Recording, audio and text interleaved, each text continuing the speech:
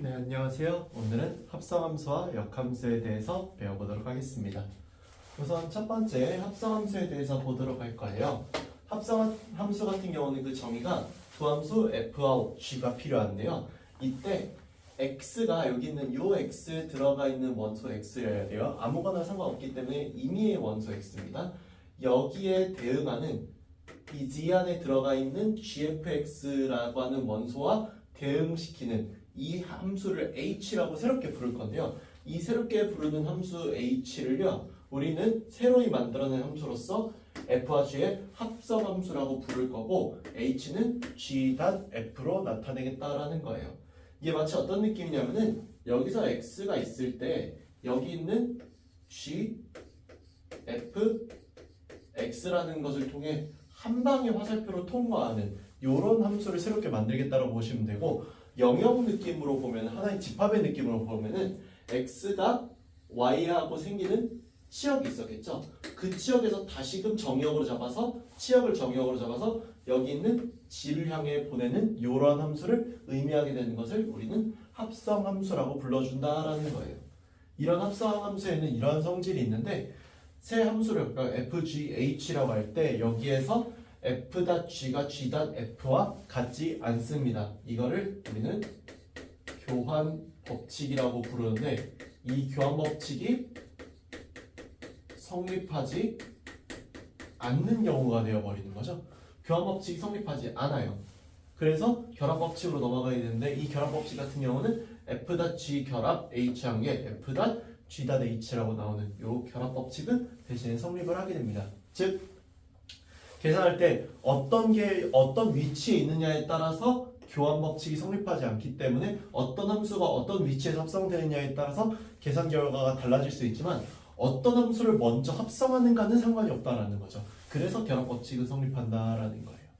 그리고 여기 있는 이 i를 항등함수라고 할 때 항등함수는 예외적으로 일반적으로 성립하지 않지만 예외적으로 항등함수 같은 경우는 f와 i의 합성이 i와 f의 합성과 똑같이 f라고 하는 함수로 나온다는 것을 알아두시면 되겠어요.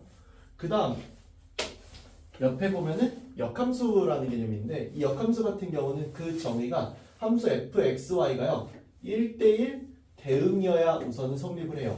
즉 1대1 대응이 기본적인 역함수의 성립 요건이 되는 거죠. 역함수의 기본적인 성립 요건은 1대1 대응이라는 게 받쳐줘야 된다. 그랬을 때 y가 이 y라고 하는 이 공역 쪽에 들어가 있는 녀석인데 여기는 공역은 곧 1대1 대응이기 때문에 치역이기도 하겠죠. 어쨌거나 치역에 들어가 있는 y라는 값이 있고 그 y는 fx인 이 함수식을 만족한다고 했어요. 이걸 만족시키는 임의의 원소 y를 잡습니다. 그리고 그 y를 x에 있는 x와 대응시키는 이 새로운 함수를 g라고 부를 건데 요렇게 따져줄 수 있잖아요. 이 함수를 우리는 뭐라 불러줄 거다? f에 대한 역함수라고 하고 이 g라는 함수는 인버스 f라고 이렇게 나타낸다라는 거죠. 그래서 여기 있는 x와 여기 있는 y가 이렇게 가는 y는 fx라는 함수와 이렇게 가는 인버스 f 함수가 있어요. 단 조심해야 되는 게 원래대로 하면은 y는 fx고요.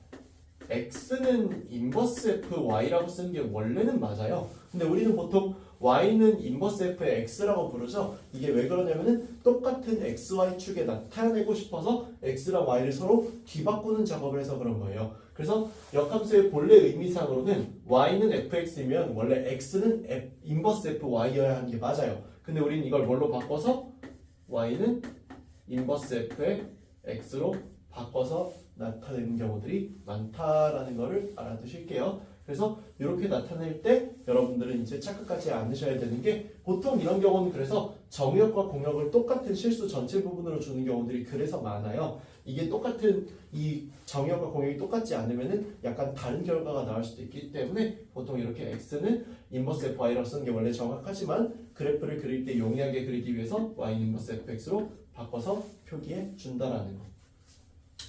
그래서 생기는 게 이 뒤에 있는 여기 있는 얘가 ynex 대칭이라는 이 말이 그래서 생긴 거긴 해요. 그건 이제 이따가 알아보도록 하고 우선 여기는 역함수를 구하는 것부터 알아보도록 하죠. 역함수를 구하는 쪽으로 가면요. y는 fx의 역함수가 있는데 x하고 y를 우선 바꿔서 이렇게 x는 fy라고 먼저 바꿔주는 작업을 통해서 역함수를 구하는 기초를 잡는다는 거예요. 이런 상태에서 이 식을 다시금 y를 x에 대한 식으로 바꿨으면은 y는 gx라고 이렇게 나오게 되고 이 gx를 우리는 인버스 fx라고 부를 수 있다라는 거죠. 그래서 실제 예시를 보시면은 y는 2x-1의 역함수를 구하기 위해서 x랑 y를 자리를 이렇게 바꿔줬죠. 그러고 난 다음에 얘를 y는 꼴로 써주면은 이렇게 나오게 되는데 이게 역함수다라는 걸 알 수 있다라는 거예요. 그래서 역함수의 기본적인 성질이 뭐가 있느냐, 여기 있는 역함수 인버스 f가 존재하는 y는 fx에 대해서요. 첫 번째로 역함수의 역함수를 하면은 f로 다시금 나오게 돼요. 그러니까 역의 역은 다시 자기 자신으로 돌아온다라는 거예요. 두 번째로 원래함수와 역함수 그리고 역함수와 원래함수를 이렇게 합성하는 것은 항등함수 i를 만들어낸다라는 것을 알 수 있어요. 그래서 여기는 얘는 항등함수다라고 하는데, 사실 앞에 있었던 요거와 함께 우리가 예전에는 이제 예전 교육과정에서는 항등원 영원이라는 걸 배웠단 말이에요. 그래서 여기는 i가 함수 f의 항등원이고요, 여기는 인버스 f가 함수 f의 영원이다라고 옛날에는 배웠었는데, 그래서 항등함수다, 그래서 역함수다, 원래 그런 명칭이 그래서 붙는 건데 그거는 이제 너무 옛날 얘기니까 그냥 참고사항으로 정도로만 알아두세요. 그래서 여기 역시도 원래 합성함수는 뭐가 성립 안 했었죠? 원래는 보시다시피 교합법칙이 성립을 웬만하면 안 했었죠? 일반적으로 성립하지 않아요. 근데 얘도 예외적으로 역함수도 본인과 역함수의 합성이, 또 역함수와 본인 합성이 항등함수 i로 나온다는 거 잘 기억해 두시면 좋겠고요. 그 다음에 여기서 이렇게 합성을 한 함수를 역함수를 구하게 되면은요, 합성을 한 함수를 구하긴 하는데 여기에서 순서가 바뀌어서 역함수로 나오게 된다는 거. 그래서 이거 어떻게 기억하시면 되냐면 순서 바꾸고 마이너스 1이라고 기억하시면은 여러분들 안 까먹고 잘 기억하실 수 있을 거예요. 아까 말씀드린 대로 y는 fx랑 y는 인버스 fx는 y는 x에 대해서 서로 대칭인 그래프를 갖는 게, 여기가 우리가 보통 일반적으로 적극 평면을 이런 식으로 x축, y축이라고 표기하기 때문에 만약에 역함수를 제대로 그리려면 본래 y축에서 x축으로 가는 함수를 그려야 맞았어요, 원래는. 근데 이렇게 그리기가 좀 애매하니까 이렇게 xy축으로 우리가 기존에 쓰던 축으로 바꿔서 쓰기 위해서 y는 x의 대칭형을 구조를 가질 수밖에 없었다라는 거를 잘 알아두시길 바래요. 그래서 아까 말씀드린 대로 원래 본래 의미는 이게 맞습니다. 본래 의미는 이게 맞는데 우리는 실전에서는 이렇게 더 많이 보게 될 거다라는 거.